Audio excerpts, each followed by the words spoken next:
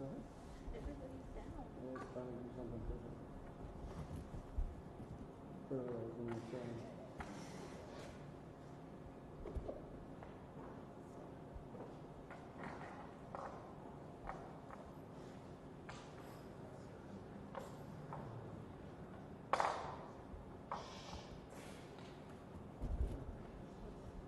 Seriously? Seriously? Some more tripod? Yeah. Yeah.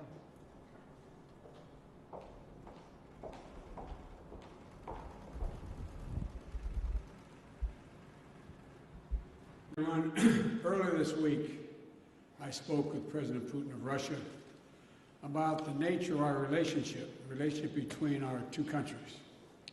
And I was candid, respectful. The conversation was candid and respectful. Two great powers with significant responsibility for global stability.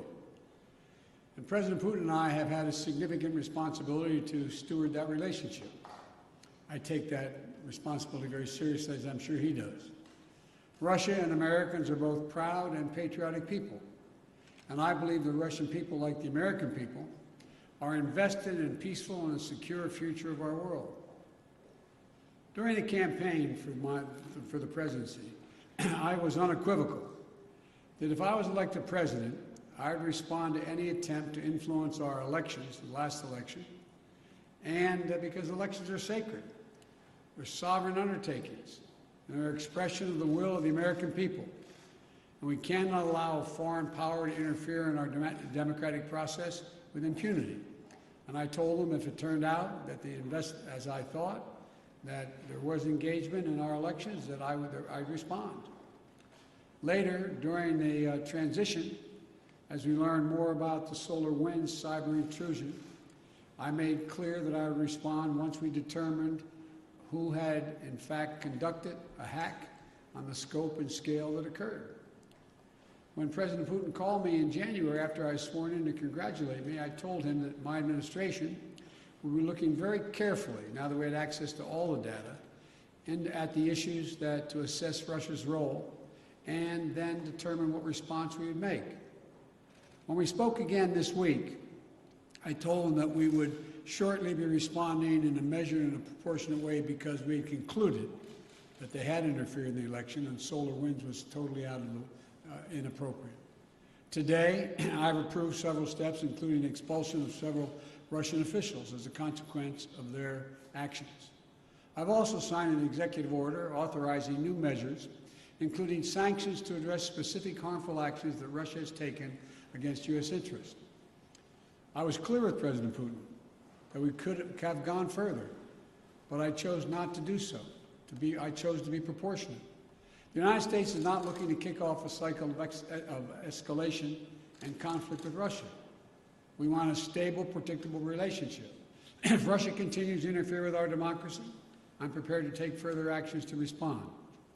It is my responsibility as President of the United States to do so.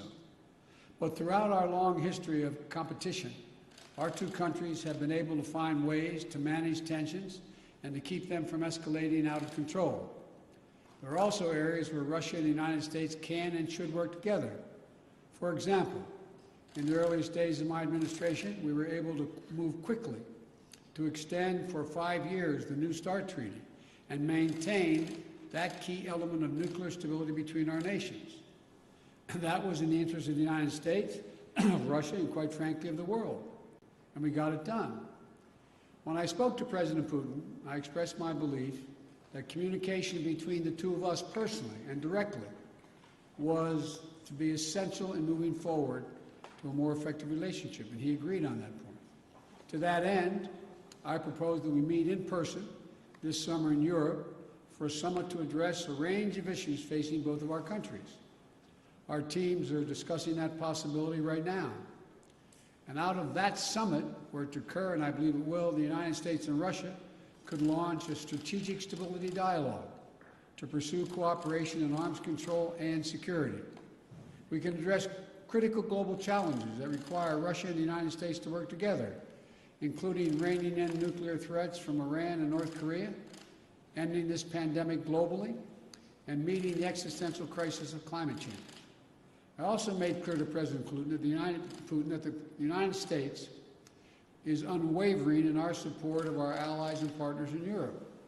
In that vein, I expressed concern about Russia's military buildup on Ukraine's border and in occupied Crimea. I affirmed U.S. support for the sovereignty and territorial integrity of Ukraine, and I strongly urged him to refrain from any military action. Now is the time to de-escalate. The way forward is through thoughtful dialogue and diplomatic process. The U.S. is prepared to continue constructively to move toward that process.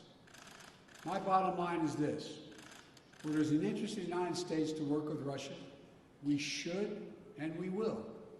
Where Russia seeks to violate the interests of the United States, we will respond. We'll always stand in defense of our country, our institutions, our people, and our allies. Thank you very much for your time. Did President Putin give you any indication in that call that he is willing to change his behavior? We indicated we would talk about it. I laid out, as I said, very simply. I said during the campaign, I said when he called to congratulate me on being elected, I said subsequent to that, this last conversation, that if it turned out that he was engaged in activities that he'd been accused of in cybersecurity and solar winds and interfering in our elections, that I would respond in kind. I urged him to respond appropriately, not to exceed it, because we can move as well. My hope and expectation is we'll be able to work out a modus vivendi, but it's important that we have direct talks and that we continue to be in contact with one another. Thank you.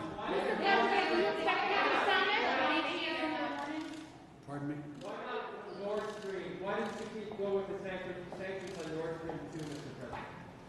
Nord Stream 2 is a complicated issue affecting our allies in Europe.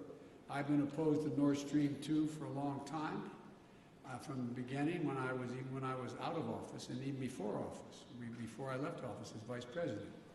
But that still is an issue that is in play. Thank you very much.